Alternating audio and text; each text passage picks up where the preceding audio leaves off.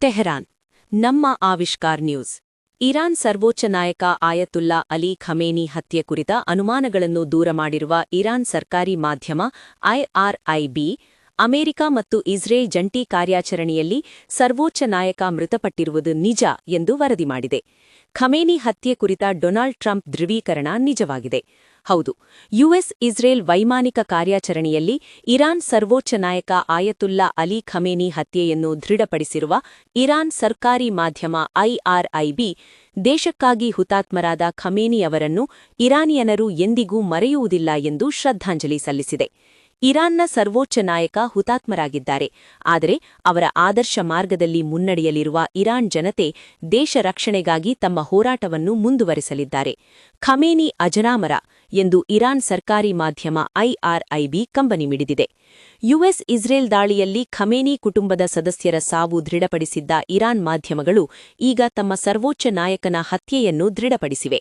ಇರಾನ್ನ ಅರೆ ಅಧಿಕೃತ ಸುದ್ದಿ ಸಂಸ್ಥೆ ಫಾರ್ಸ್, ಕ್ಷಿಪಣಿ ದಾಳಿಯಲ್ಲಿ ಖಮೇನಿ ಪುತ್ರಿ, ಅಳಿಯ ಮತ್ತು ಮೊಮ್ಮಕ್ಕಳು ಹುತಾತ್ಮರಾಗಿದ್ದಾರೆ ಎಂದು ವರದಿ ಬಿತ್ತರಿಸಿತ್ತು. ಇಸ್ಲಾಮಿಕ್ ರೆವಲ್ಯೂಷನರಿ ಗಾರ್ಡ್ ಕೋರ್ ಜೊತೆಗೆ ಸಂಪರ್ಕ ಹೊಂದಿರುವ ಫಾರ್ಸ್, ಖಮೇನಿ ಅವರ ಸೊಸೆಯೂ ಸಹ ದಾಳಿಯಲ್ಲಿ ಸಾವನ್ನಪ್ಪಿದ್ದಾರೆ ಎಂದು ಹೇಳಿತ್ತು. ಅತ್ತ ಇಸ್ರೇಲ್ ಮಾಧ್ಯಮಗಳು ಇರಾನ್ ರಕ್ಷಣಾ ಸಚಿವ ಅಮೀರ್ ನಾಸಿರ್ ಜಾದೆಯವರ ಮೃತದೇಹ ಪತ್ತೆಯಾಗಿದೆ ಎಂದು ವರದಿ ಮಾಡಿದ್ದವು.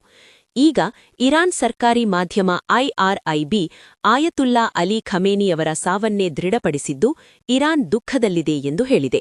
ಆದರೆ ಖಮೇನಿ ಸಾವು ದೃಢವಾಗುತ್ತಿದ್ದಂತೆ ಇರಾನ್ನ ಬಹುತೇಕ ಕಡೆ ಜನರು ಸಂಭ್ರಮಾಚರಣೆ ನಡೆಸಿದ್ದರ ಬಗ್ಗೆಯೂ ವರದಿಗಳು ಬಂದಿವೆ. ಇರಾನ್ ಪ್ರತೀಕಾರದ ಬೆದರಿಕೆಗಳನ್ನು ನೀಡಿದರೆ ಅದು ಅಮೆರಿಕ ಮತ್ತು ಇಸ್ರೇಲ್ನಿಂದ ಮತ್ತಷ್ಟು ಆಕ್ರಮಣಗಳನ್ನು ಎದುರಿಸಬಹುದು. ಇದು ಮಧ್ಯಪ್ರಾಚ್ಯದಲ್ಲಿ ದೀರ್ಘಕಾಲದ ಸಂಘರ್ಷದ ಆತಂಕವನ್ನು ಹೆಚ್ಚಿಸಲಿದೆ. ಇದಕ್ಕೆ ಪೂರಕವಾಗಿ ಅಮೆರಿಕ ಅಧ್ಯಕ್ಷ ಡೊನಾಲ್ಡ್ ಟ್ರಂಪ್ ಅವರು ಜಾಗತಿಕ ಶಾಂತಿಗಾಗಿ ಇರಾನ್ ಮೇಲೆ ಅಮೆರಿಕ-ಇಸ್ರೇಲ್ ಜಂಟಿ ದಾಳಿ ಮುಂದುವರೆಯಲಿದೆ ಎಂದು ಘೋಷಿಸಿದ್ದಾರೆ.